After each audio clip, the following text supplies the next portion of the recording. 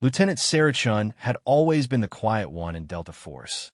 While her teammates boasted about their kills and shared war stories over beers, she sat in the corner, cleaning her weapons with methodical precision. The other soldiers thought she was just lucky to be there. A diversity hire, some whispered. A pretty face to make the unit look more inclusive. They had no idea how wrong they were. The briefing room in the forward operating base was thick with tension. Colonel Matthews stood at the front, his weathered face grave as he pointed to the satellite images on the screen behind him. The compound in the mountains looked like a fortress, surrounded by high walls and guard towers. Intelligence suggests that Viktor Kozlov is hiding in this facility, the colonel said, his voice cutting through the murmur of conversation. He's got the codes to a network of sleeper cells across Eastern Europe. We need him alive, and we need those codes. Sarah studied the images carefully. The compound was isolated, built into the side of a mountain with only one access road. Classical defensive position. Whoever had chosen this location knew what they were doing. The problem, Colonel Matthews continued, is that Kozlov knows we're coming. Our sources indicate he's hired at least 30 mercenaries to protect him. These aren't amateurs. They're battle-hardened fighters from various conflicts. Former Spetsnaz, ex-SAS, veterans from Syria and Afghanistan. Sergeant Mike Rodriguez, the team's demolitions expert, let out a low whistle. 30 against our team of 8? Those aren't great odds, sir. Which is why we're going in with overwhelming firepower, the colonel replied. Apache gunships, artillery support, the works. We'll soften them up first, then move in for extraction. Sarah raised her hand. The room fell silent. It was unusual for her to speak during briefings. Sir, she said quietly, what if there's another way? Colonel Matthews frowned. What do you mean, Lieutenant? The compound has a weak point, Sarah said, standing and walking to the screen. She pointed to a section of the eastern wall. This area backs up against the mountain face. There's a drainage system that runs through the rock. I studied the geological surveys of this region last year. These mountains are riddled with caves and underground streams. Captain James Burke, the team leader, scoffed. Chun, we're not going spelunking. This is a military operation. Sarah ignored him, continuing to study the images. The drainage system connects to a series of natural caves about 2 kilometers from the compound. If someone could navigate through the cave system and come up through the drainage, they could access the compound from the inside. That's suicide, Rodriguez said. Even if someone could make it through those caves, they'd be outnumbered 30-1 inside the compound. Not if the goal isn't to fight, Sarah replied. The objective is to extract Kozlov and get the codes. A single operative could move through the compound undetected, locate the target, and extract him while the mercenaries are focused on defending against an external assault. The room erupted in skeptical murmurs. Colonel Matthews held up his hand for silence. It's an interesting theory, Lieutenant, but the risks are too high. We can't send someone into that compound alone. Sarah met his gaze steadily. With respect, sir, I volunteer. The silence that followed was deafening. Captain Burke was the first to break it. Chun, you've never been on a solo extraction mission. This isn't the time to play hero. I'm not playing hero, Sarah replied calmly. I'm suggesting the most efficient solution to the problem. Staff Sergeant Danny Williams, the team's sniper, shook his head. Sarah, no offense, but you're not qualified for this kind of operation. You've been with the team for 6 months. Most of us have years of experience. Sarah had heard variations of this conversation many times before. In basic training, her drill instructor had told her she was too small for combat. In advanced infantry school, her classmates had said she'd never make it through the physical requirements. When she'd applied for Delta Force, the interviewing officers had questioned whether she had the mental toughness for special operations. She'd proven them wrong every time, but quietly. She didn't need recognition or glory. She just needed to do her job. I understand your concerns, Sarah said, but I've studied this region extensively. I know the cave systems. I've trained in underground navigation and close-quarters combat, and I'm small enough to move through spaces that would be impossible for most operators. Colonel Matthews studied her for a long moment. Lieutenant, even if you could navigate the caves and infiltrate the compound. How would you extract a potentially uncooperative target through the same route? Sarah had already thought through this scenario. Kozlov is motivated by self-preservation. If I can demonstrate that staying in the compound means certain death, he'll cooperate with an extraction that offers survival. And if he doesn't cooperate, Captain Burke asked, then I'll make the decision that best serves the mission, Sarah replied. The colonel walked to the window, looking out at the mountains in the distance. The rest of the team waited in uncomfortable silence. Sarah could feel their skepticism radiating toward her like heat from fire. Finally, the colonel turned back to the group. The standard assault plan carries significant risks as well. The mercenaries will be expecting a frontal attack. They'll have prepared defensive positions, possibly explosives. We could lose half the team before we even reach the compound. Sir, Captain Burke protested, sending Chunin alone is not a viable alternative. What if it wasn't alone? Sarah interjected. What if the assault team created a diversion while I infiltrated from the caves? The mercenaries would be focused on repelling the main attack. I could move through the compound with minimal resistance.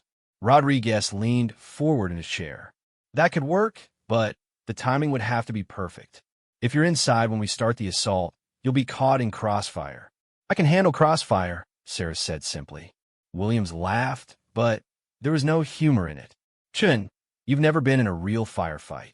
Training exercises and live combat are completely different things. Sarah turned to look at him directly. How do you know I've never been in a real firefight? The question caught Williams off guard.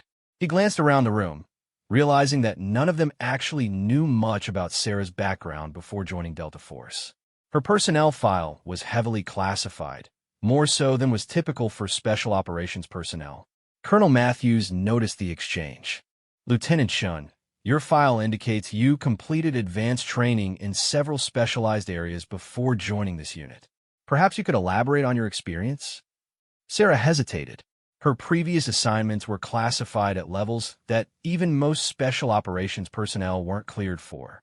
She'd signed agreements that legally prevented her from discussing certain operations, even with fellow military personnel.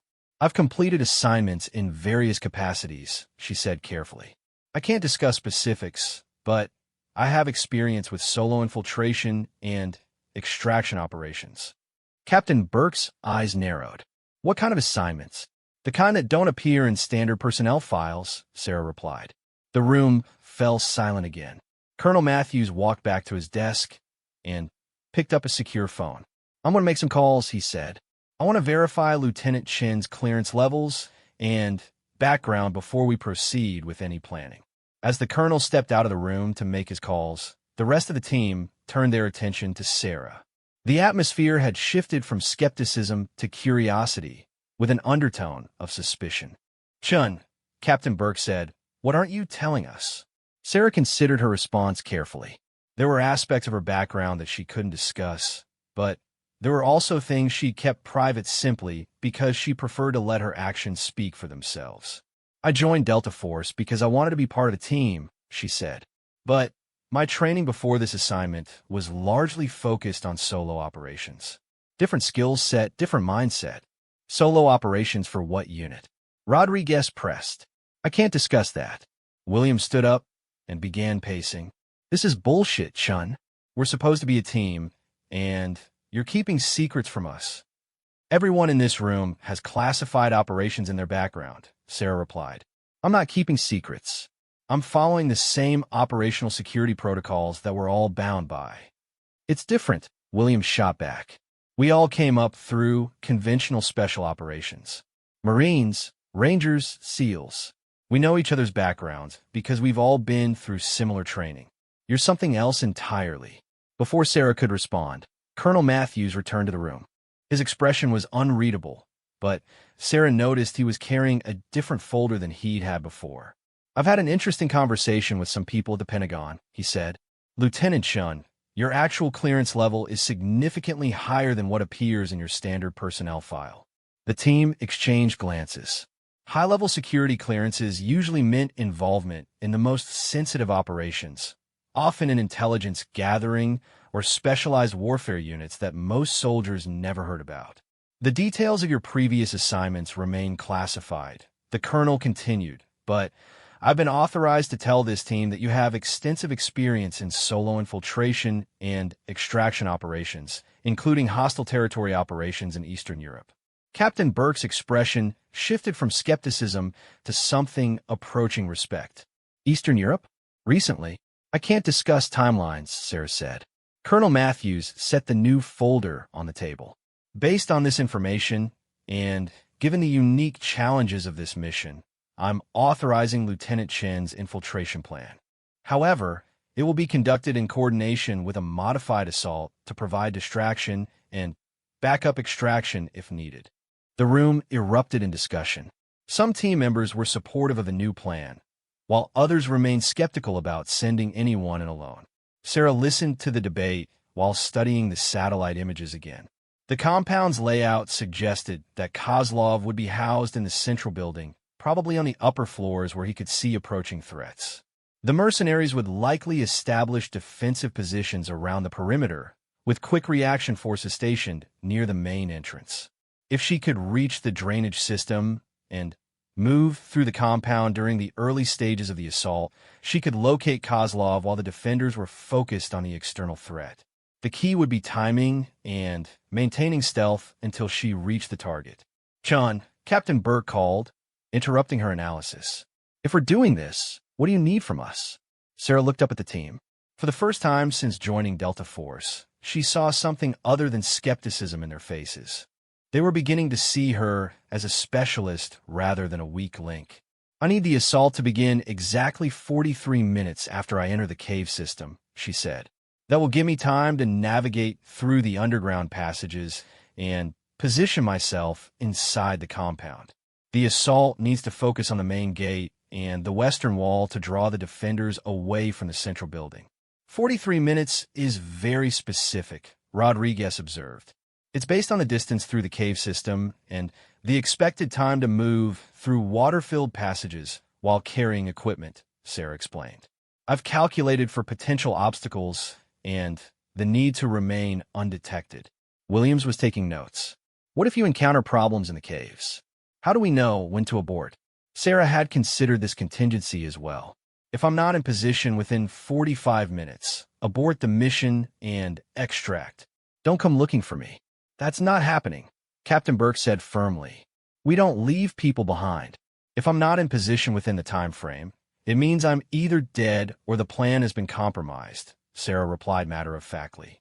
"Either way, sending the team into an alert compound would result in unnecessary casualties." Colonel Matthews nodded approvingly. "Good operational thinking. What equipment will you need?" Sarah had been considering this question since she'd first proposed the plan. The equipment load would need to be minimal to allow movement through tight spaces, but comprehensive enough to handle multiple contingencies. Standard sidearm with suppressor, lightweight assault rifle with collapsible stock, 3 days of rations, water purification tablets, climbing gear, night vision equipment, and communications gear with encryption capability.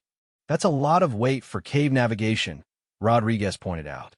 "The alternative is being caught in the compound without sufficient firepower or supplies," Sarah replied. "I'd rather be over-equipped than under-equipped." Colonel Matthews checked his watch. "We move out in 6 hours. That gives everyone time to prepare equipment and finalize coordination. Lieutenant Shun, I want you to review the cave system maps one more time.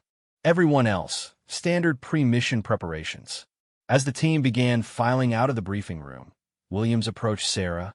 "Chun," he said quietly, "I owe you an apology. I made assumptions about your capabilities based on incomplete information." Sarah met his gaze. "No apology necessary. Your skepticism was based on what you could observe. That's good tactical thinking." "Still," Williams continued, "I should have given you the benefit of the doubt. We're supposed to be a team." "We are a team," Sarah replied. "That's why this plan will work. I'll handle the infiltration and extraction. You'll handle the assault and distraction. Everyone does what they do best." Williams nodded and headed for the door. As he reached it, he turned back. "Chun, good luck in there." Sarah smiled for the first time since the briefing had begun. Thanks, Danny. As the room emptied, Sarah remained behind to study the satellite images one more time. She traced the route from the cave entrance to the compound, memorizing every detail she could discern from the photos. The success of the mission would depend on her ability to navigate unfamiliar terrain in darkness while maintaining complete stealth. She'd done similar operations before, but never with the stakes this high. The sleeper cell network that Kozlov controlled represented a significant threat to civilian populations across multiple countries. Failure wasn't just a military defeat. It was a potential humanitarian catastrophe. But Sarah had learned long ago not to focus on the magnitude of the consequences. Fear and pressure were luxuries she couldn't afford. The mission required focus, preparation, and execution. Everything else was just noise. She rolled up the satellite photos and headed for her quarters to begin equipment preparation. In 6 hours, she would either prove her worth to the team definitively or die trying. Either outcome was better than remaining the quiet one in the corner. The cave entrance was barely visible in the pre-dawn darkness, hidden behind a curtain of mountain vegetation that had grown wild over decades. Sarah approached on foot, having left the team's insertion 0.3 kilometers below. The rest of Delta Force would be moving into position for the assault, but she was now operating alone. She checked her equipment one final time before entering the cave. The suppressed Glock 19 sat securely in her thigh holster, while the modified 416 Hong Kong dollars assault rifle was slung across her back in a configuration that would allow quick deployment while maintaining maneuverability in confined spaces. The night vision goggles were calibrated to her specific requirements, and the communications equipment was set to encrypted channels that would allow her to coordinate with the assault team when necessary. The cave mouth was larger than the satellite imagery had suggested, but Sarah knew that meant nothing about the passages deeper in the system. Mountain caves were notorious for having wide entrances that quickly narrowed to passages barely large enough for a person squeezed through. She activated her night vision and stepped into the darkness. The first 100 meters were straightforward. The cave floor was relatively smooth, covered with a thin layer of sediment that had accumulated over thousands of years. Sarah moved carefully, testing each step for stability while maintaining awareness of her surroundings.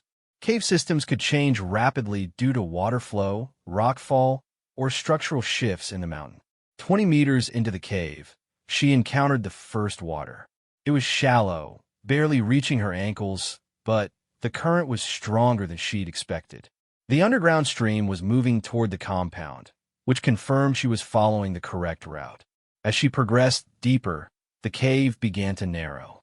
By the time she traveled 300 meters, the ceiling had dropped to just over 6 feet, and the walls had closed in enough that she had to turn sideways in several places to continue forward.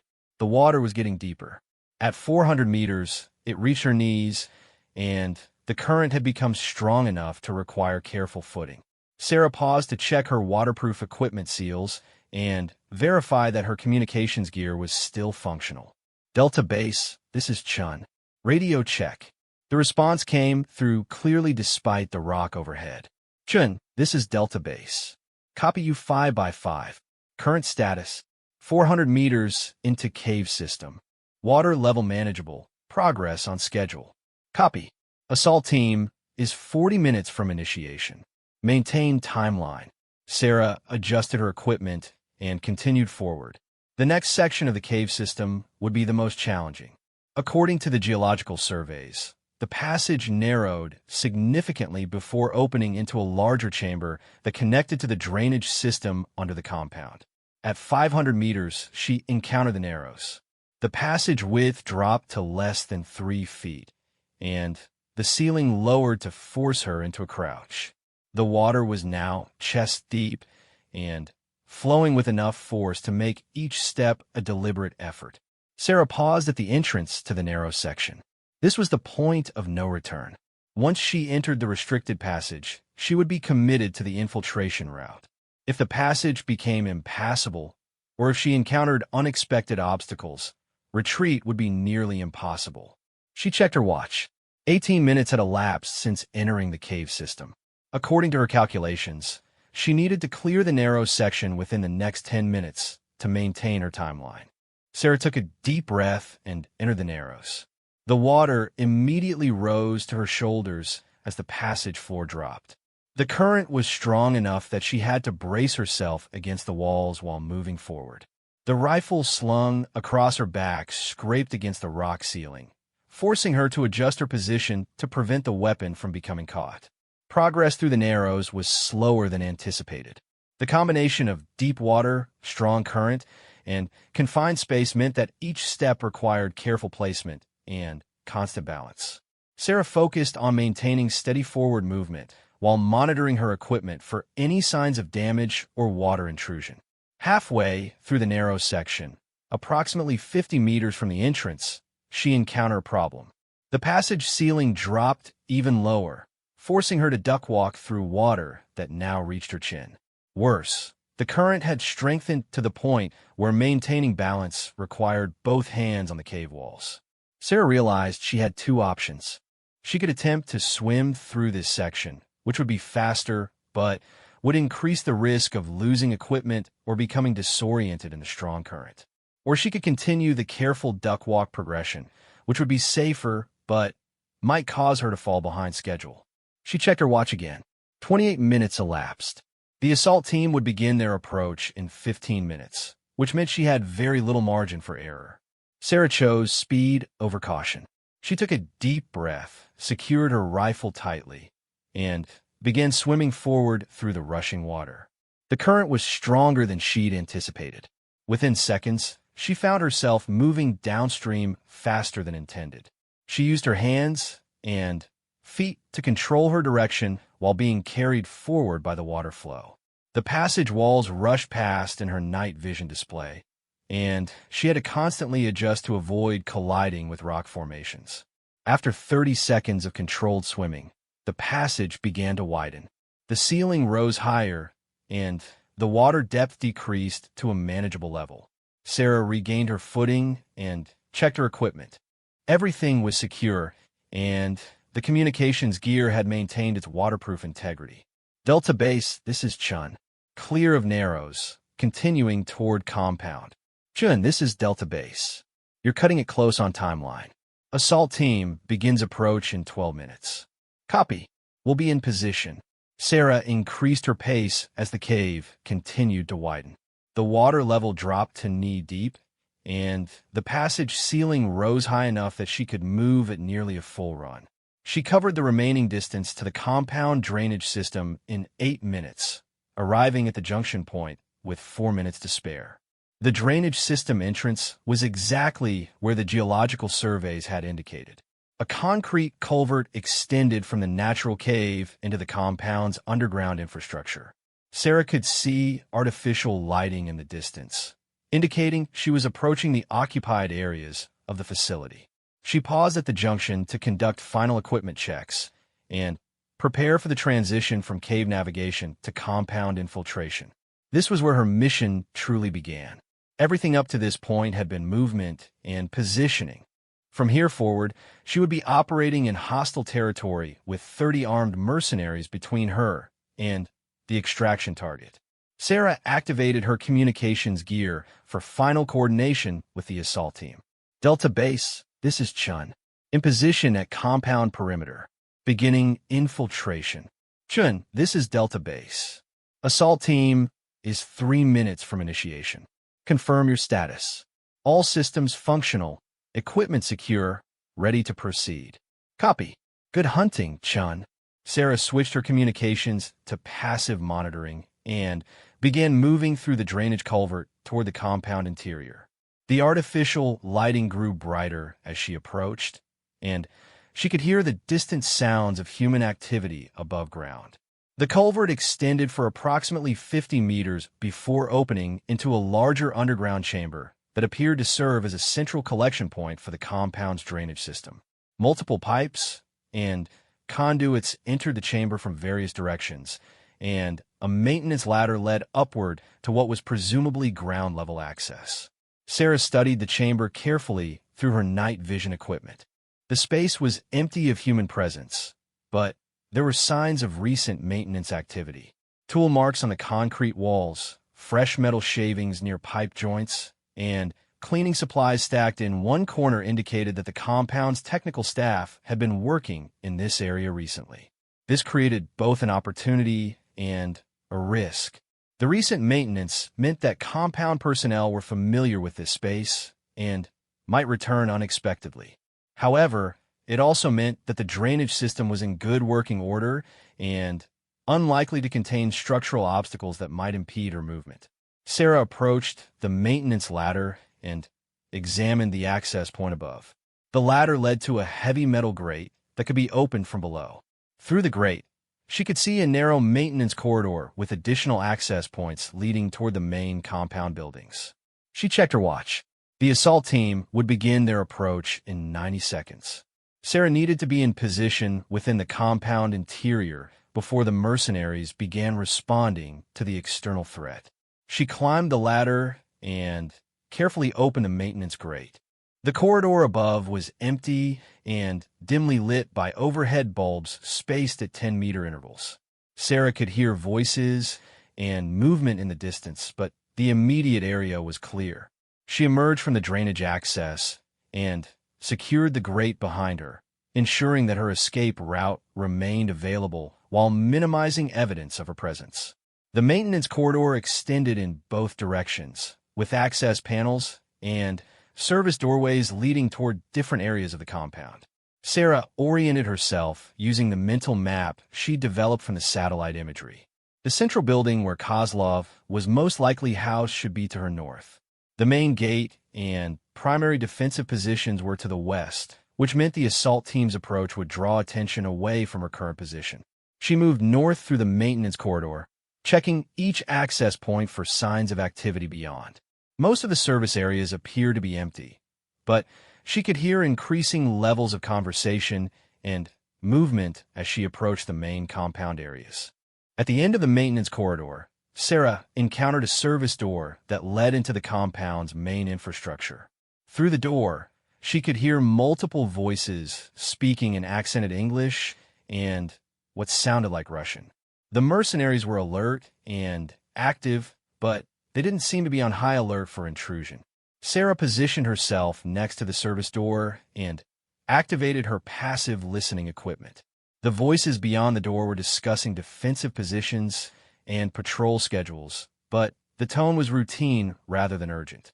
The mercenaries were following standard security protocols, but they hadn't detected any immediate threat.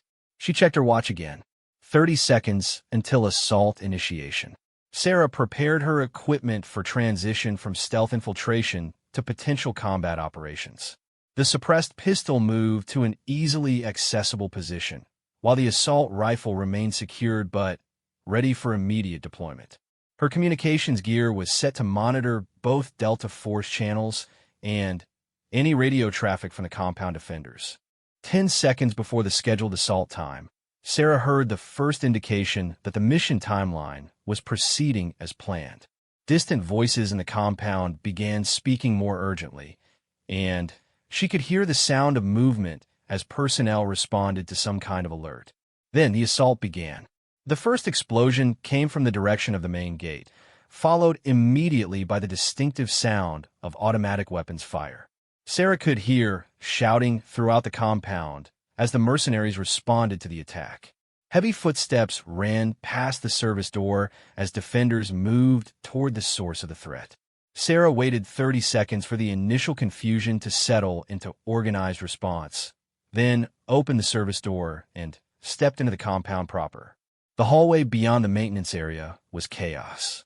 Mercenaries were running toward defensive positions while shouting orders in multiple languages. The lighting system had shifted to emergency illumination, casting everything in a red glow that would interfere with her night vision equipment. Sarah switched off her night vision and allowed her eyes to adjust to the emergency lighting. The advantage of the darkness was gone, but the confusion created by the assault provided a different kind of concealment.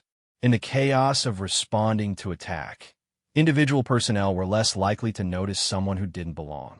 She identified a stairwell leading toward the upper levels of the central building and began moving in that direction. Two mercenaries passed her in the hallway, both running toward the sound of gunfire without giving her a second look. In the emergency lighting and general confusion, her military equipment and purposeful movement made her appear to be another defender responding to the crisis. Sarah reached the stairwell and began climbing toward the upper floors. According to the building layout she'd memorized, the compound's command center and VIP quarters were located on the third and fourth floors. Kozlov would most likely be housed in the most secure area, which meant the fourth floor. The stairwell was empty except for the distant sounds of combat filtering through the building. Sarah climbed quickly but carefully, monitoring each landing for signs of security personnel or defensive positions. On the third floor, she encountered her first direct contact with compound personnel. A mercenary in tactical gear was positioned at the landing, apparently assigned to secure the upper levels while his colleagues engaged the assault team. He was focused on the stairwell below, watching for threats coming up from the ground floor. Sarah approached from above, moving silently down the stairs behind the guard's position. She was within striking distance before he became aware of her presence. The guard turned at the last second, raising his rifle toward the unexpected threat. Sarah was already moving, closing the distance between them before he could bring his weapon to bear. Her hand struck his throat while simultaneously grabbing his rifle barrel and redirecting it away from her body. The guard attempted to shout an alarm, but the strike to his throat had damaged his voice box. Only a strangled whisper emerged as he struggled to break free from Sarah's grip on his weapon. Sarah used the guard's own momentum against him, allowing him to pull on the rifle while she guided his movement toward the stairwell railing. His attempt to regain control of his weapon carried him off balance, and Sarah's additional pressure sent him over the railing to fall 3 flights to the bottom of the stairwell. The sound of the impact echoed through the stairwell, but it was masked by the ongoing gunfire and explosions from the assault. Sarah retrieved the guard's radio and weapon before continuing toward the fourth floor. The fourth floor landing was secured by 2 additional guards positioned to cover both the stairwell and the corridor leading to the VIP quarters. Sarah could see them through the stairwell window before reaching their level. Unlike the lone guard on the third floor, these 2 were alert and positioned with interlocking fields of fire. A direct assault would be noisy and likely to attract additional defenders before she could reach Kozlov. Sarah activated the radio she'd taken from the previous guard and listened to the mercenaries' communications. They were coordinating their response to the external assault, with most personnel focused on the western wall where Delta Force was maintaining pressure. However, the guards on the fourth floor had been specifically assigned to protect the primary asset and were not being redeployed to the fighting. She needed a distraction that would draw the guards away from their positions without alerting them to her presence. Sarah examined the building layout in her mind, looking for vulnerabilities she could exploit. The solution came from the compound's own security procedures. She activated the captured radio and transmitted on the mercenaries' command frequency. Fourth floor security, this is perimeter control. We have movement in the drainage system. Possible infiltration through the underground access. Request immediate sweep of lower levels. The response was immediate. Perimeter control, fourth floor copies. Deploying 1 unit to investigate. Maintaining minimal security on VIP level. Sarah watched through the stairwell window as one of the guards left his position and headed down the corridor toward the maintenance access areas. The remaining guard repositioned to cover both his original area and his partner's abandoned post, but his new position was less advantageous and split his attention between multiple approaches. Sarah climbed to the fourth floor landing and assessed the remaining guard's position. He was positioned at the far end of the corridor, covering the approach to the VIP quarters, but unable to see the stairwell entrance clearly due to his repositioning. She moved into the corridor, staying close to the wall to minimize her profile. The guard was focused on the elevator and main corridor approach, expecting threats to come from the most obvious routes. Sarah covered half the distance to the guard's position before he detected her movement. When he turned toward her, she was already within effective range for her suppressed pistol. 2 quiet shots center mass dropped the guard without alerting anyone else in the area. Sarah dragged the body into a side room and secured his radio and access cards before proceeding toward the VIP quarters. The corridor leading to Kozlov's location was empty, but heavily monitored by security cameras.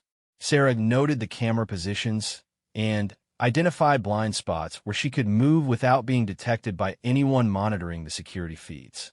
However, the camera surveillance presented a more complex problem than simply avoiding detection. If security personnel were monitoring the feeds, they would notice the absence of the guard she'd eliminated.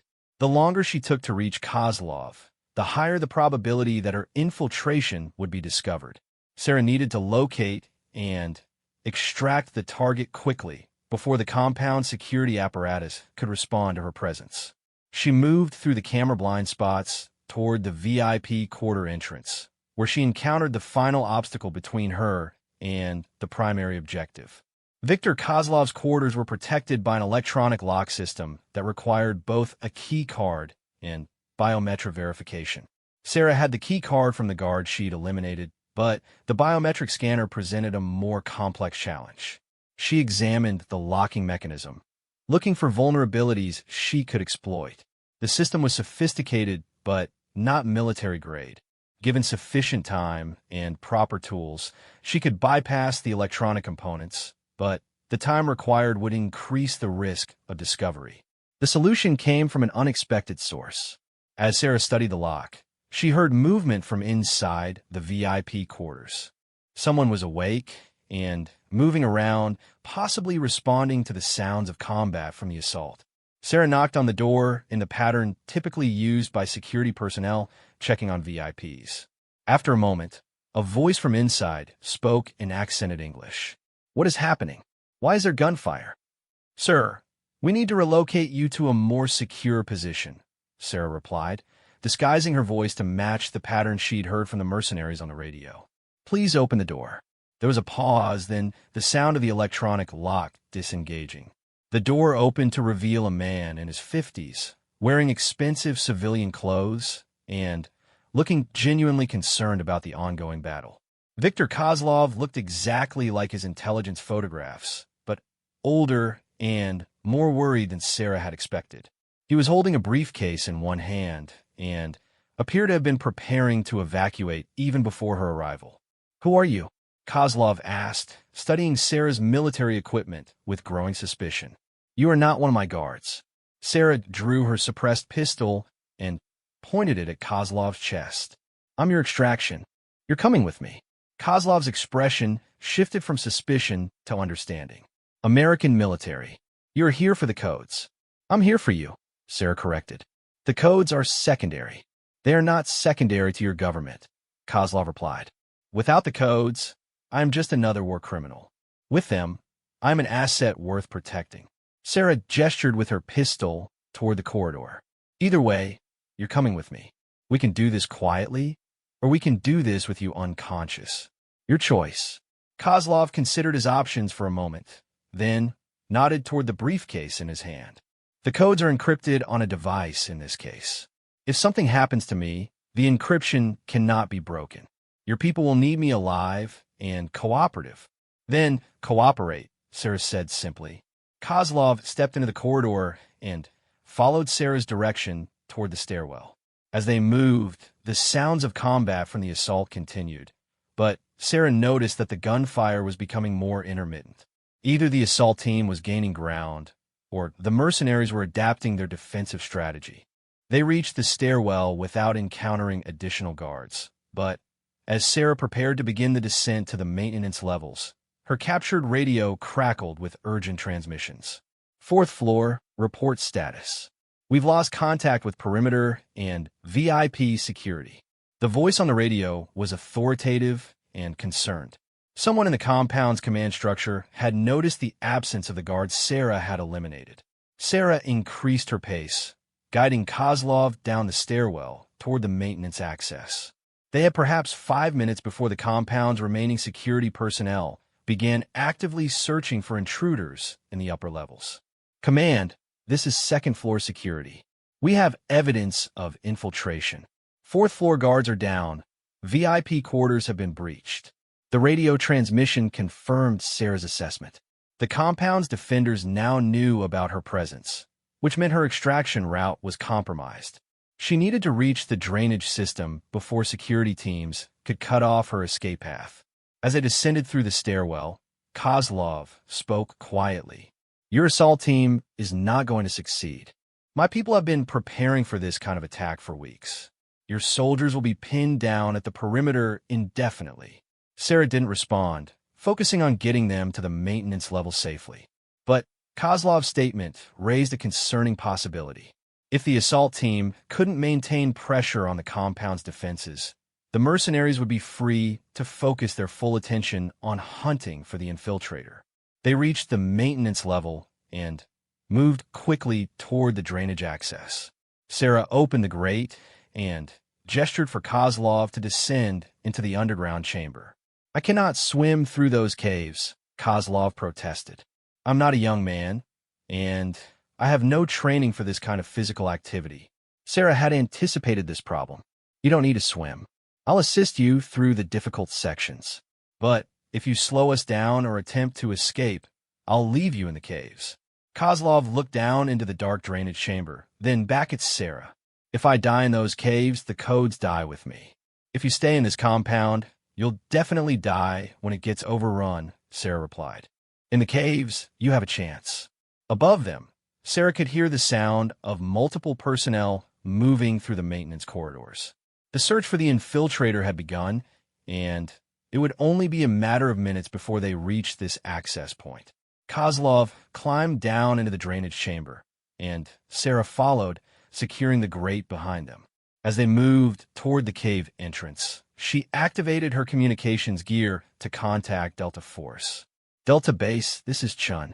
Package acquired, beginning extraction via planned route. The response was immediate and concerning. Chun, this is Delta Base.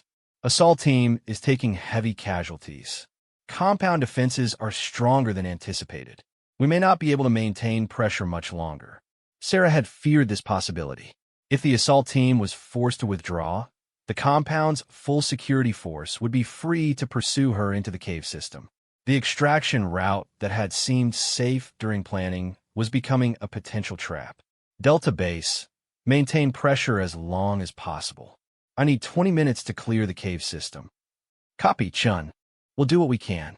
Sarah guided Kozlov toward the natural cave entrance, knowing that the next 20 minutes would determine whether her infiltration would be remembered as a successful special operation or as the mission where Delta Force's newest member proved that quiet confidence could be just as valuable as loud bravado. The natural cave entrance felt like stepping into another world. Behind them, the compound buzzed with activity as mercenaries searched for the infiltrator who had taken their primary asset. Ahead lay a dark underwater passage that would test both Sarah's abilities and Kozlov's willingness to survive. I cannot do this, Kozlov said, staring at the rushing water that filled the cave entrance. This is impossible for someone my age. Sarah checked her watch. The search teams would reach the drainage chamber within minutes. Once they discovered the open access grate, they would know the extraction route and could potentially intercept them at the cave exit. Listen to me carefully, Sarah said, her voice carrying an authority that made Kozlov focus immediately. I have successfully extracted targets through worse conditions than this. Your job is to follow my instructions exactly and trust that I know what I'm doing. She pulled a length of paracord from her equipment pack and began fashioning a harness around Kozlov's chest. This will keep us connected during the underwater sections. If you panic or try to surface at the wrong time, we'll both drown. Kozlov watched her work with growing apprehension. How do you know this route is even passable? What if the water level has risen since your reconnaissance? Then, we adapt, Sarah replied, testing the harness to ensure it was secure, but not restrictive. But Standing here, debating alternatives isn't going to improve our situation. From behind them came the distant sound of voices echoing through the drainage system. The search teams had found the access point. Sarah activated her waterproof communications unit and transmitted on the emergency frequency. Delta Base, this is Chun. Compound Security is pursuing through extraction route. Request immediate diversionary action. Chun, this is Delta Base. Assault team is heavily engaged. We'll try to create additional pressure, but our options are limited. The response confirmed what Sarah had suspected. The assault team was pinned down and unable to provide the support she'd hoped for. The extraction was now entirely dependent on her ability to navigate the cave system while keeping Kozlov alive and ahead of their pursuers. She secured her rifle in a waterproof configuration and checked that all essential equipment was protected against immersion. The journey through the flooded sections would be challenging enough without losing critical gear to water damage. Remember, Sarah told Kozlov as they prepared to enter the water, breathe normally when we're above surface, hold your breath when I signal underwater sections, and never let go of the guide rope. Kozlov nodded, though his face had gone pale. If I die in there, the codes die with me. Your people will never break the encryption without my cooperation. Your people are about to kill you to prevent extraction, Sarah replied. At least this way you have a chance. They entered the water together, with Sarah taking point and Kozlov following at the end of the connecting line. The current immediately grabbed them, and Sarah had to brace against the cave walls to control their movement. The first section was manageable. The water reached chest deep, but the passage was wide enough for comfortable movement, and the current, while strong, was predictable. Sarah moved steadily forward while monitoring Kozlov's condition behind her. After 10 minutes of progress, they reached the first underwater section. The passage ceiling dropped below the waterline, requiring them to submerge and swim through a flooded tunnel approximately 15 meters long. Sarah turned to check on Kozlov before diving. He was struggling with the current, but maintaining his position. However, his breathing was labored, and she could see the beginning of panic in his expression. This next section requires us to go completely underwater, Sarah explained. The distance is short, but you must remain calm and trust the guide rope. If you panic and try to surface in the middle, you'll hit rock. Kozlov looked at the dark water ahead and shook his head. I cannot do this. I'm not a strong swimmer. Sarah could hear voices getting closer from behind them. The pursuit team had entered the cave system and was moving quickly through the early sections. Victor, Sarah said, using his first name to establish a more personal connection. In about 3 minutes, our men are going to reach this position. They have orders to kill you rather than let you be captured. Your only chance of survival is through that underwater passage. Kozlov looked back toward the sounds of pursuit, then at the flooded tunnel ahead. Fear was evident in his face, but so was the understanding that his options were extremely limited. How long underwater? He asked. 30 seconds if you move efficiently. 45 seconds if you struggle against the current. Sarah could see him calculating the odds. 30 to 45 seconds underwater versus certain death from the pursuit team was not a difficult choice from a logical perspective, but fear rarely responded to logic. Stay close behind me, Sarah instructed. Follow the rope, don't try to swim independently, and surface immediately when you feel the rope go slack. She took a deep breath and submerged into the flooded tunnel. The underwater section was exactly as she remembered from her previous reconnaissance. The passage was narrow but straight, with a strong current that would assist their movement if they didn't fight against it. Sarah felt the tension on the guide rope as Kozlov followed her into the water. His movement was awkward and inefficient, but he was maintaining the connection and making progress through the tunnel. Halfway through the underwater section, Sarah felt irregular tugging on the rope that indicated Kozlov was struggling. She turned back and saw him the beam of her underwater light, arms flailing as he attempted to swim rather than allowing the current to carry him forward. Sarah grabbed Kozlov's equipment harness and guided him through the remaining distance of the tunnel. She could see that he was running out of air, but they were only seconds from the surface. They broke through into the air-filled section beyond the tunnel, and Kozlov immediately began gasping for breath. Sarah allowed him a few seconds to recover while she assessed their progress and listened for signs of pursuit. "Can you continue?" Sarah asked. Kozlov nodded, though he was still breathing heavily. "How many more underwater sections?" "Two more, but shorter than that one." Behind them, Sarah could hear splashing as the pursuit team reached the first underwater section. The mercenaries were equipped with diving gear, which would allow them to move through the flooded passages more quickly than Sarah and Kozlov could manage. "We need to increase our pace," Sarah told Kozlov. "They're gaining ground." They moved through the next section of air-filled passage more quickly, with Sarah pulling Kozlov along when the current threatened to slow their progress. The cave was narrowing again, and she could see the second underwater tunnel ahead. This section would be more challenging. The tunnel was longer, approximately 25 meters, and curved to the left halfway through. Kozlov would not be able to see the exit point when he entered the water, which would increase his psychological stress.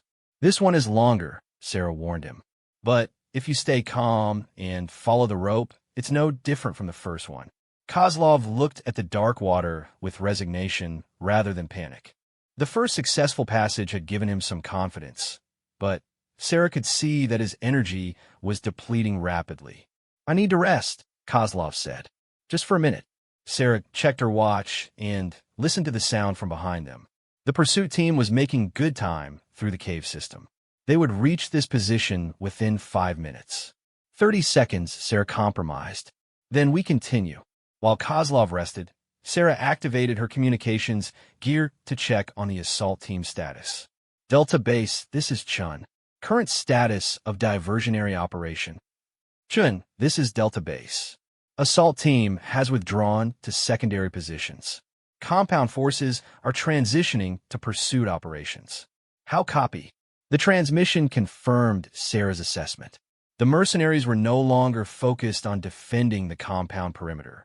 They were now actively hunting for the extraction team, which meant the pursuit would continue even after they clear the cave system. "Copy, Delta Base. Will require extraction support at exit point. Pursuit is ongoing." "Chun, we'll have extraction assets in position." ETA to exit point. Sarah calculated the remaining distance through the cave system, factoring in Kozlov's condition and the probability of encountering obstacles. 20 minutes under optimal conditions, possibly 30 if complications arise. "Copy. Extraction team will be standing by." Sarah ended the transmission and prepared Kozlov for the second underwater passage. His breathing had returned to normal, but she could see that the cold water and physical exertion were taking a toll on his endurance. "Victor, this passage curves to the left halfway through. You won't be able to see the exit when we start, but the guide rope will take you there safely." Kozlov nodded and checked his makeshift breathing apparatus. "If something happens to you in there, how do I get out alone?" "You follow the rope until you reach air, then you continue following the cave until you see daylight," Sarah replied. "But nothing's going to happen to me." They entered the second underwater tunnel together. Sarah moved more slowly this time, ensuring that Kozlov could keep up without panic. The curved section presented visibility challenges even with her underwater light, and she could feel increased tension on the guide rope as Kozlov struggled with the disorientation. 3/4 of the way through the passage, disaster struck. Sarah felt the guide rope go slack behind her, indicating that Kozlov had either lost his grip or encountered problem. She turned back immediately and saw him caught against a rock formation, struggling to free himself while running out of air. His equipment harness had become snagged on a protruding rock, and his attempts to free himself were only making the entanglement worse. Sarah could see panic in his eyes as he realized he was trapped underwater. Sarah swam back to Kozlov and assessed the situation. The harness was caught on a sharp rock edge, and the strong current was pulling the fabric tighter against the obstruction. Freeing him would require cutting the harness, but that would eliminate the guide rope connection that was keeping them together. She made the decision quickly. Sarah drew her knife and cut through the tangled portion of the harness, freeing Kozlov from the rock formation. She immediately grabbed his arm and guided him toward the tunnel exit. They surfaced together, with Kozlov gasping and coughing up water. The experience had clearly shaken him, but he was alive and functional. "The rope," he said between breaths. "We lost the connection." "I have backup," Sarah replied, pulling out a shorter length of cord. "But for the next section, you stay within arm's reach." She could hear the pursuit team getting closer. They had cleared the first underwater section and were moving rapidly through the air-filled passages. Sarah estimated they had less than 3 minutes before the mercenaries reached their position. "Can you continue immediately?" Sarah asked Kozlov. He looked exhausted but nodded. "What choice do I have?" The final underwater section was the shortest but most technically challenging. The passage was narrow and required them to move in single file through a twisting route that included 2 direction changes. There was no room for error or panic. "This one requires precise movement," Sarah explained quickly. "Follow directly behind me, stay in physical contact, and move exactly as I move. No independent swimming." They entered the final tunnel with the sounds of pursuit echoing through the cave behind them. Sarah moved carefully through the twisting passage, ensuring that Kozlov remained connected and oriented. The passage seemed longer than her reconnaissance had indicated, possibly due to their slower movement speed. Sarah began to worry that Kozlov might run out of air before they reached the exit. 20 seconds into the passage, she felt Kozlov beginning to struggle behind her. His movements became erratic, and she could sense his increasing desperation for air. Sarah increased her pace while maintaining contact with him, pulling him through the remaining distance to the tunnel exit. They surfaced into a larger air-filled chamber that marked the final section of the cave system. Kozlov immediately began coughing up water, but his condition was stable. The ordeal had pushed him to his physical limits, but he had successfully navigated all the underwater obstacles. "How much further?" Kozlov asked when he could speak clearly. 200 meters to the cave exit," Sarah replied. "All above water, manageable current." Behind them, the sounds of pursuit had grown louder. The mercenaries had reached the final underwater section and would be emerging into the chamber within minutes. Sarah helped Kozlov to his feet, and they began moving toward the cave exit. The passage was wide enough for comfortable movement, and the water was shallow enough to allow rapid progress. As they approached the cave exit, Sarah could see daylight filtering through the entrance. The extraction point was just outside the cave system, where Delta Force would have assets positioned to provide cover and transportation. "Delta Base, this is Chun. Approaching exit point with package. Request immediate extraction support." "Chun, this is Delta Base. Extraction team is in position. Be advised, compound forces have deployed pursuit units outside the cave system. Exit may be contested." The transmission confirmed Sarah's growing concern. The mercenaries had anticipated her extraction route and deployed teams to intercept them at the cave exit. The extraction would not end with reaching daylight. "Copy, Delta Base. Package is functional but exhausted. Will require immediate cover upon exit." Sarah could see the cave mouth ahead, and beyond it, the mountainside where the extraction team should be positioned. She could also see movement in the rocks outside the cave that indicated hostile forces were already in position. "Victor," Sarah said as they approached the final turn before the exit, "when we leave this cave, there will be gunfire. Stay low, follow my movement exactly, and trust that my team knows what they're doing." Kozlov looked at the approaching daylight with a mixture of relief and apprehension. "After everything we've been through, now we must fight our way out? Now we prove that the hard part was just getting started," Sarah replied. Behind them, Sarah could hear voices echoing through the cave system as the pursuit team closed the distance. Ahead lay an unknown number of hostile forces positioned to prevent their extraction. Sarah checked her weapons and prepared for the transition from cave extraction to combat operation. The quiet infiltration specialist who had been underestimated by her own team was about to demonstrate why her previous assignments had been classified at levels that even special operations personnel couldn't access. The real test wasn't navigating underwater passages or infiltrating heavily defended compounds. The real test was proving that confidence didn't require volume and competence didn't require recognition. As they approached the cave exit, Sarah could hear the distinctive sound of automatic weapons being chambered outside. The extraction was about to become a firefight, and the stakes had just increased from mission success to survival. "Stay close," Sarah told Kozlov as they prepared to leave the caves. "This is where we find out if quiet confidence is enough to get us home." Sarah paused at the cave entrance, studying the terrain beyond through the narrow opening. The mountainside was rocky and uneven, offering both cover and concealment opportunities, but also providing excellent defensive positions for anyone trying to prevent their extraction. She could see at least 4 muzzle flashes positioned at strategic points around the cave mouth. The mercenaries had deployed a classic ambush formation, with overlapping fields of fire designed to eliminate anyone attempting to exit the cave system. "Delta Base, this is Chun. I count 4 hostile positions covering the exit. Request suppressive fire and extraction route guidance." "Chun, this is Delta Base. Extraction team has visual on hostile positions. Suppressive fire will commence on your mark. Extraction route is northeast, approximately 50 meters to the ridgeline where transport is waiting." Sarah studied the route to the extraction point. 50 meters of open ground under fire from multiple positions would be challenging under normal circumstances. With an exhausted civilian in tow, it would be nearly impossible without effective cover. "Victor," Sarah said quietly, "in 30 seconds, my team is going to provide covering fire while we move to the extraction point. When I say move, you run directly toward the rocks on the right side of the cave entrance. Don't look back, don't hesitate, just run." Kozlov peered out of the cave entrance and saw the hostile positions for himself. "They will kill us before we travel 10 meters. "They'll try," Sarah agreed.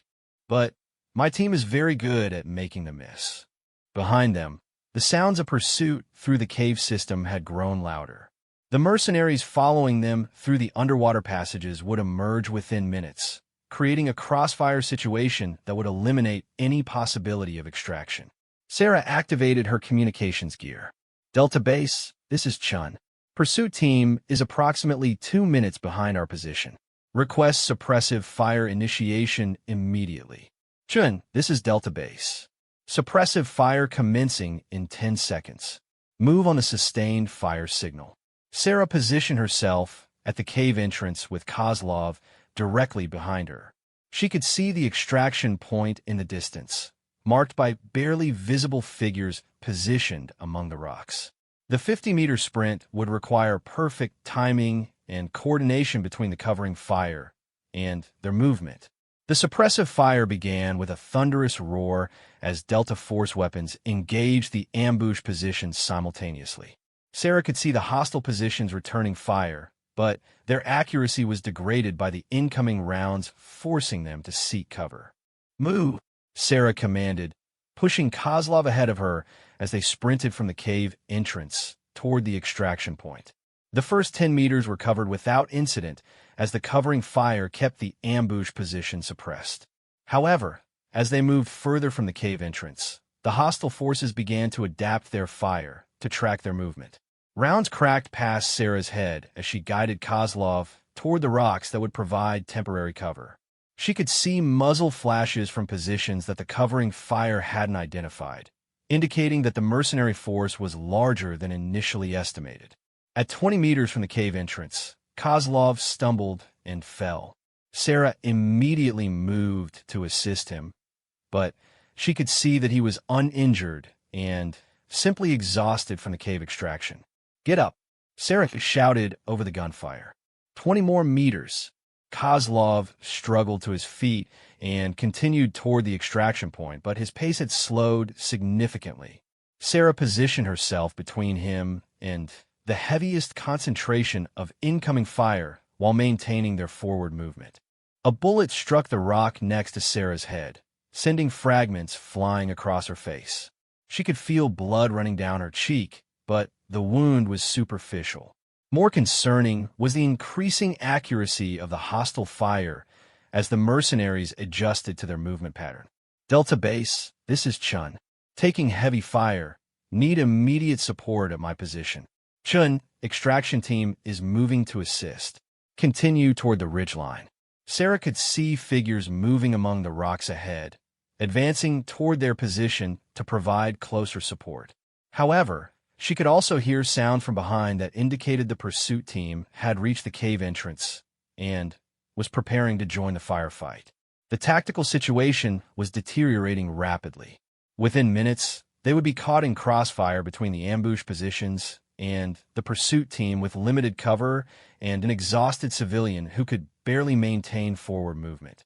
Sarah made a tactical decision that would have surprised her Delta Force teammates. Instead of continuing toward the extraction point, she guided Kozlov toward a cluster of rocks that offered better defensive positions, but was further from the planned extraction route. "Victor, we're going to that rock formation," Sarah said, pointing to a position that would provide 360-degree defensive coverage. "Once we're there, you stay down until I tell you otherwise." They reached the rock cluster just as the pursuit team emerged from the cave entrance behind them. Sarah could see at least 6 additional mercenaries spreading out to establish fire positions, effectively cutting off their retreat route. Sarah positioned Kozlov in the most protected area of the rock formation and prepared for sustained combat. The extraction had evolved from a stealth operation to a defensive engagement where her survival skills would be tested against superior numbers in an isolated location. Delta Base, this is Chun. Position compromised, taking defensive positions at coordinates. Sarah provided her exact location while studying the tactical situation developing around them. The mercenaries were establishing a perimeter around the rock formation, using fire and movement techniques to close the distance while maintaining suppressive fire. It was a professional operation executed by experienced fighters who understood how to eliminate isolated targets. Sarah activated her rifle and began engaging the closest threats. Her first targets were the mercenaries attempting to flank their position from the south, where the terrain offered the best approach route. The suppressed rifle allowed her to engage targets without revealing her exact position within the rock cluster. Sarah's first shot dropped a mercenary who was advancing through cover 30 meters away. Her second shot wounded another fighter who had been providing covering fire for the flanking movement. The mercenaries immediately responded by concentrating fire on the rock formation, but their shots were striking random areas rather than Sarah's specific position. The sound suppression was working as intended, preventing them from locating her firing position. Extraction team, this is Chun. I need precise coordinates for friendly positions.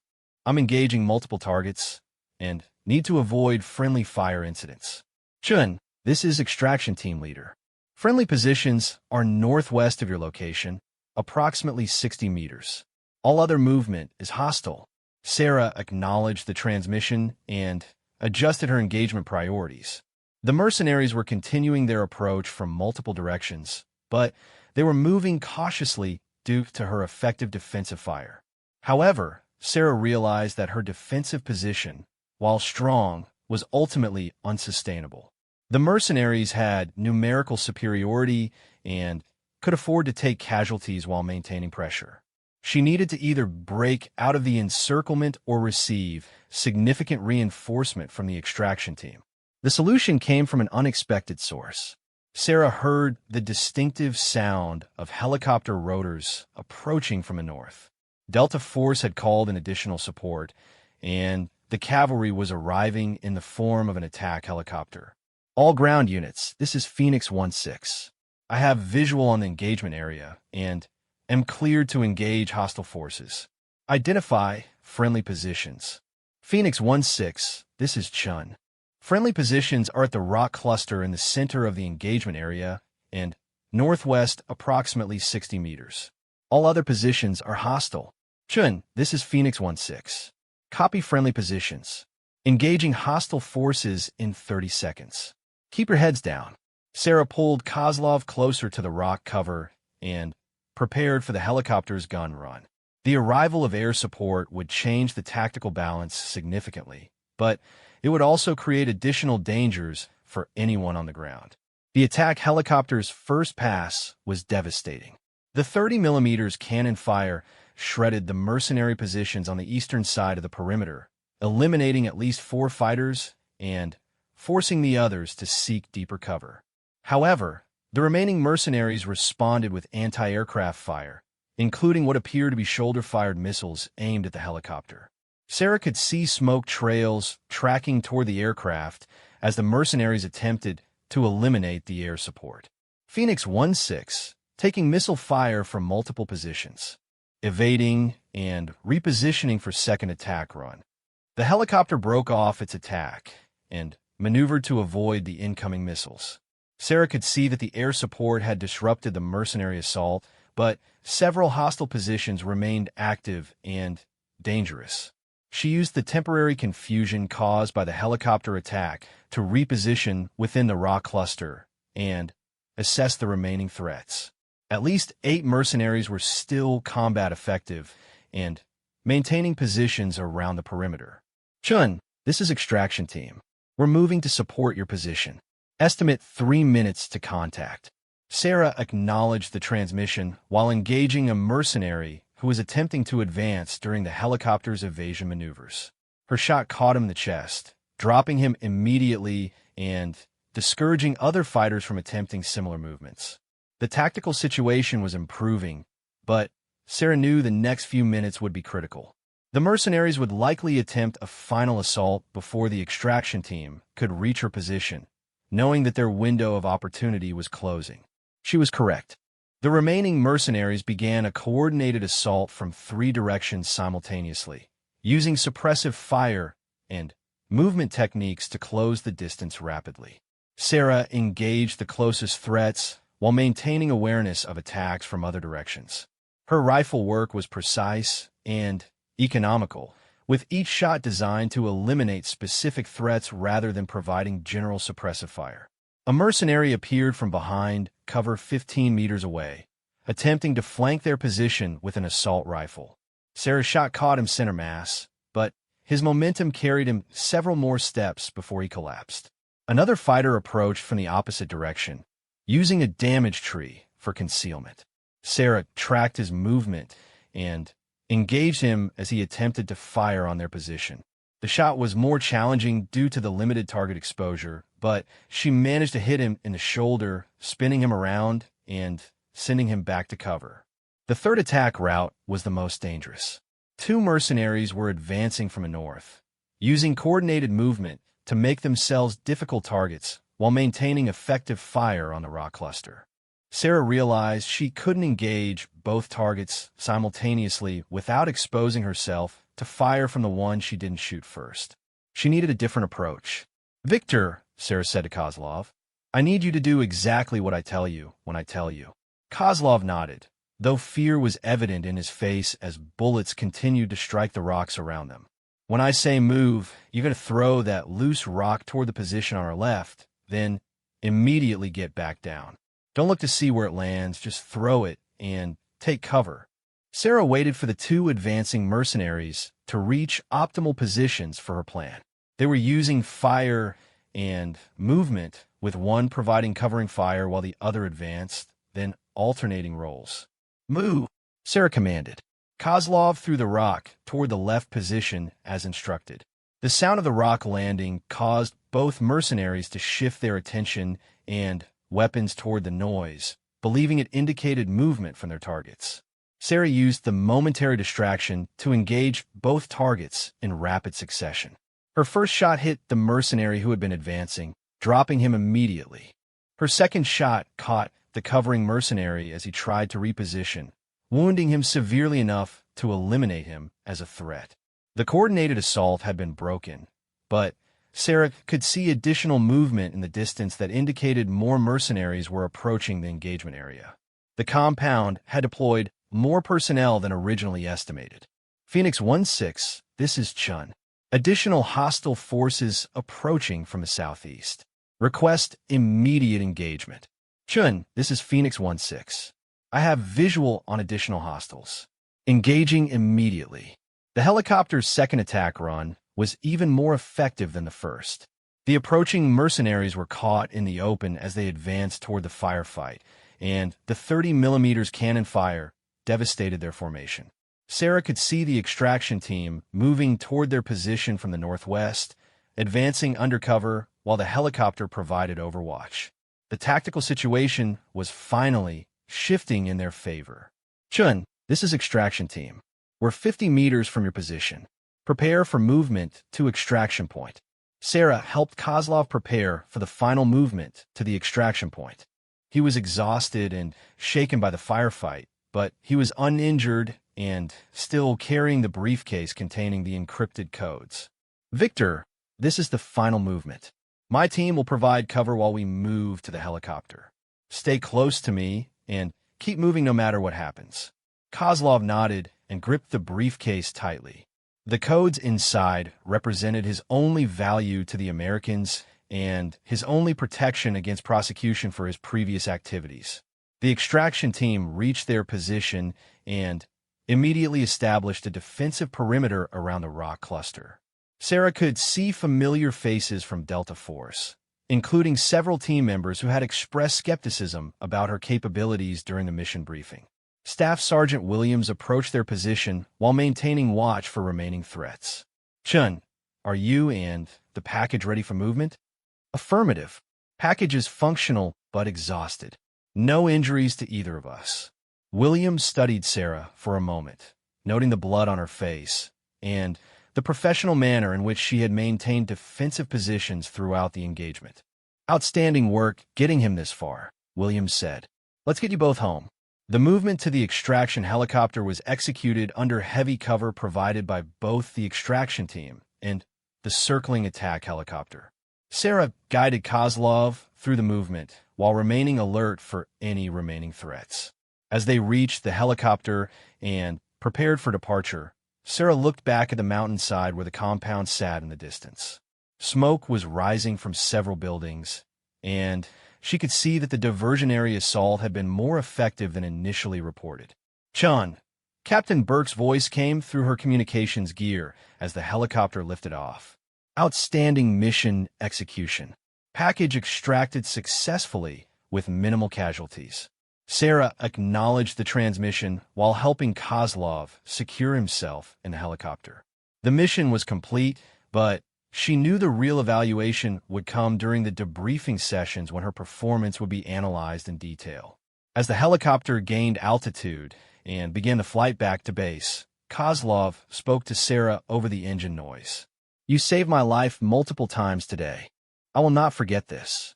Sarah looked at the man who represented the successful completion of her most challenging assignment since joining Delta Force.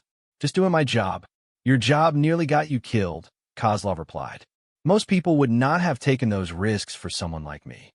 Sarah considered his statement as the helicopter flew over the mountains toward safety. The mission had required her to demonstrate capabilities that her teammates hadn't known she possessed, and to take risks that conventional tactics would have avoided. But the alternative would have been failure, and failure in this case would have meant the continued operation of terrorist cells across Eastern Europe. Sarah had learned early in her career that personal risk was always secondary to mission accomplishment. Most people aren't responsible for stopping terrorist attacks, Sarah replied finally. As the extraction helicopter disappeared over the mountain ridge, the compound below was left to burn while evidence of the infiltration was collected by intelligence personnel who would analyze every aspect of the operation. The quiet Delta Force operator who had been underestimated by her own team had successfully completed a solo extraction that conventional tactics said was impossible. The debriefing would be interesting, but the results spoke for themselves. Sarah Chun was no longer the unknown quantity on the team.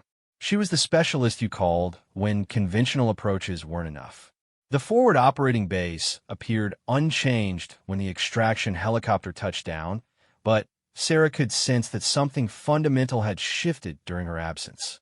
Word of the successful solo extraction had preceded their arrival, and personnel throughout the base were looking at her with expressions she hadn't seen before. Respect. Colonel Matthews was waiting at the landing zone with a medical team and intelligence officers who would handle Kozlov's debriefing and the encrypted codes. As Sarah helped the exhausted target from the helicopter, she noticed that the colonel's expression had changed significantly from their pre-mission briefing. "Lieutenant Chun," the colonel said as they approached. "Outstanding work.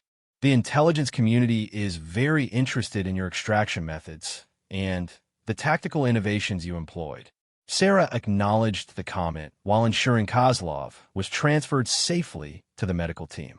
The mission wasn't complete until the target was secure and the intelligence was verified. "Sir, the package is functional and cooperative. He has the encrypted codes and indicated willingness to provide decryption assistance in exchange for protection." "Excellent. The intelligence officers will handle his debriefing while you undergo medical evaluation and mission debrief." As Kozlov was led away by the intelligence team, he turned back towards Sarah. "Lieutenant, thank you for proving that quiet competence is more valuable than loud boasting. I will remember this lesson." Sarah watched him disappear into the intelligence facility, knowing that her part of the operation was complete.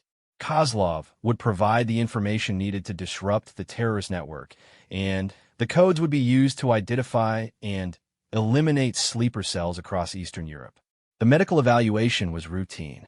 Sarah had sustained minor injuries during the firefight, but nothing that required significant treatment. The blood on her face was from rock fragments, and her other wounds were superficial abrasions from movement through the cave system. However, the mission debrief would be much more complex. Sarah had deviated from standard operating procedures multiple times during the extraction, and every decision would need to be explained and justified. Captain Burke, Staff Sergeant Williams, and Sergeant Rodriguez were waiting in the debriefing room when Sarah arrived. Their expressions were markedly different from the skepticism she had encountered before the mission. "Chun," Captain Burke began, "your mission performance exceeded all expectations. However, we need to understand the tactical decisions you made and the background that enabled you to execute this operation successfully." Sarah had anticipated this line of questioning. The classified nature of her previous assignments had created information gaps that affected team dynamics, but mission success had changed the context of those discussions. "Sir, I'm authorized to provide additional background information that was previously classified above team-level clearance." Burke leaned forward in his